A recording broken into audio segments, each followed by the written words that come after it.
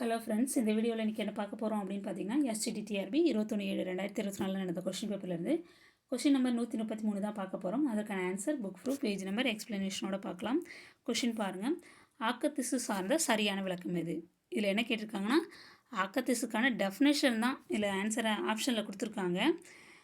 அதில் எது பொருந்தக்கூடியது, ஓகேங்களா? சரியான விளக்கம் எதுன்னு கேட்டிருக்காங்க.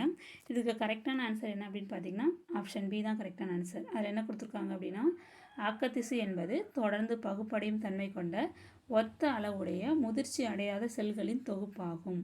ஓகேங்களா? இது டைரெக்டாக புக்கில் ப்ரூஃப் இருக்குது, நம்ம பார்க்கலாம். அந்த ப்ரூஃப் எங்கே இருக்குது அப்படின்னு பார்க்கலாம். இதோ பாருங்கள், டைரக்ட் ப்ரூஃப் தான் இருக்குது. 9th ஸ்டாண்டர்ட் புக்கில் பேஜ் நம்பர் 230 213வது பக்கத்தில் இருக்குது. ஆக்கத்திசு அந்த டாப்பிக்கில் கொடுத்துருக்காங்க பாருங்கள். தொடர்ந்து பகுப்படையும் தன்மை கொண்ட ஒத்த அளவுடைய முதிர்ச்சி அடையாத செல்களின் தொகுப்பு ஆக்கத்திசு எனப்படும். ஓகேங்களா? டைரெக்டாகவே கொடுத்துருக்காங்க. அப்போ கரெக்ட் ஆன்சர் ஆப்ஷன் பி இந்த கொஷினுக்கு. ஓகேங்களா? இந்த வீடியோ உங்களுக்கு பயனுள்ளதாக இருக்கும்னு நம்புகிறேன். Thank you friends.